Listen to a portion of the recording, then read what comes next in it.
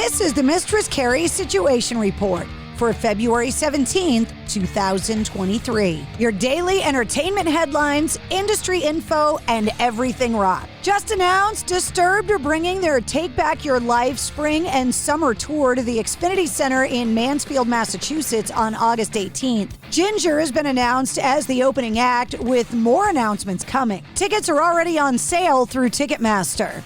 A Pearl Jam live album that was taped in Melbourne at the start of the Yield Tour in 1998, but scrapped just days before it was planned to be released later that year, is finally getting released. Give Way will be released by Legacy Recordings in gatefold black double vinyl and on CD as part of Record Store Day coming up on April 22nd, featuring 17 tracks from the band's March 5th, 1998 show at Melbourne Park. The full concert featured 25 songs, 8 of which are omitted on Give Way. This was drummer Jack Irons' final tour with Pearl Jam. He was then replaced by Matt Cameron just a couple weeks later. Pearl Jam, not the only notable rock band getting involved with Record Store Day this year. Matter of fact, Paul McCartney, U2, the Rolling Stones, The Doors, the Cranberries, Fleetwood Mac, and the Grateful Dead are all releasing limited edition and exclusive titles for the annual spring event taking place on April 22nd at independent record stores globally. You can see the entire list of releases at recordstoreday.com. The family of Bruce Willis released a statement yesterday saying the iconic actor has been given a new diagnosis of frontotemporal dementia, or FTD, saying, quote, "Since we announced Bruce's diagnosis of aphasia in spring 2022, Bruce's condition has progressed, and we now have a more specific diagnosis. FTD is a cruel disease that many of us have never heard of and can strike anyone.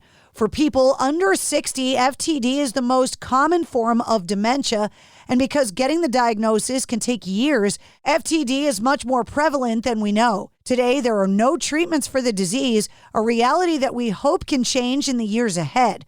As Bruce's condition advances, we hope that any media attention can be focused on shining a light on the disease that needs far more awareness and research." The statement was signed by Willis's wife, Emma, his children, and his former partner, Demi Moore, saying, quote, "Thank you all for the outpouring of love and compassion for Bruce over the past 10 months.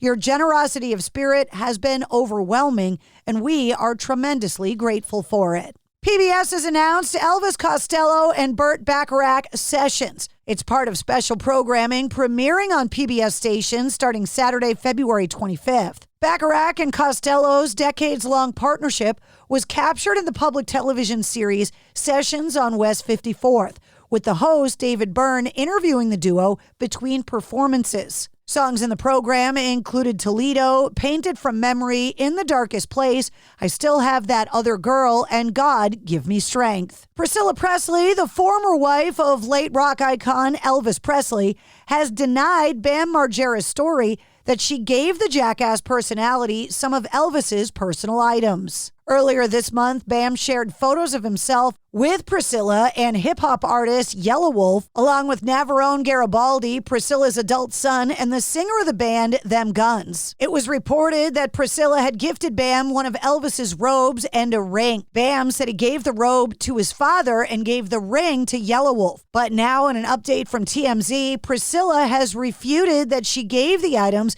and claimed that Bam, quote, "came over, talked nonstop about his future ventures and his personal struggles, and asked for a photo with me for his father, who is a big fan." Bam has since apologized for his behavior, saying, quote, "I'm very sorry and embarrassed. I can't apologize enough for acting like a jackass."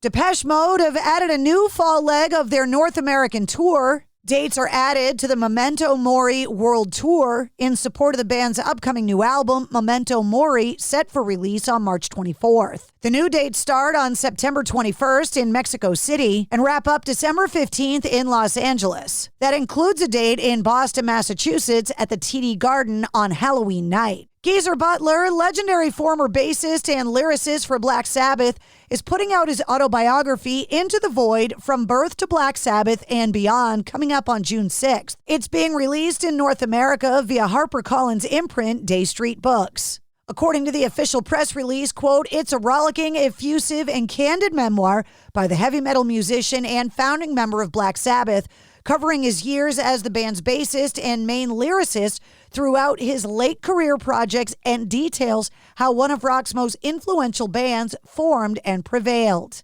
Chris Shifflet from the Foo Fighters released a new solo single called Blacktop White Lines. Blacktop White Lines is the first single from the upcoming new Shifflet album due for release at some point in 2023. Asonia released a statement on social media indicating that extenuating circumstances will prevent guitarist Mike Mushock from playing with the band on their upcoming tour with Theory of a Dead Man and Skillet. Tavis Stanley from Adelita's Way and Art of Dying is going to temporarily fill in. The Rock Resurrection Tour rolls into Roadrunner in Boston next Saturday, February 25th. And that's your sit rep. For more details on all of the stories, check the links in the show notes of this episode. And don't forget to follow and subscribe to the Mistress Carrie podcast. New full-length episodes come out every Wednesday. Episode 141 featuring Mark Tremonti is available now. This is the Ugly Things Podcast, and I'm your host, Mike Stacks. That's right, Ugly Things Magazine, your source for the very best in 60s beat, garage, and psychedelic music since 1983, is now also a podcast. We'll bring you interviews and stories about some of the most exciting, overlooked, and influential bands from the 1960s, 70s, and beyond. In November 1964, the moment happens. John Cale meets Lou Reed. A mere hummingbird's fart may well have set its principles along differing paths. Very well put. Articulate, huh? Oh, that's why you're a writer, Phil. It's all about wild sounds from past dimensions when rock and roll was young, daring, dangerous, and vital. Quite often we used to be playing on stage and a fight used to break out, and really, it's just bodies and people flying about, so it's quite rough, And hear insightful discussions with renowned rock journalists. I was rejected from trying to write for the school newspaper, and in retaliation, they spelled my name Jarvie Kubernick in the yearbook. Don't go changing, Harvey. You're doing it f***ing wrong. It's just nice to get the real stories down while they're still here. Yeah, absolutely. Ugly Things, now on the Pantheon Network.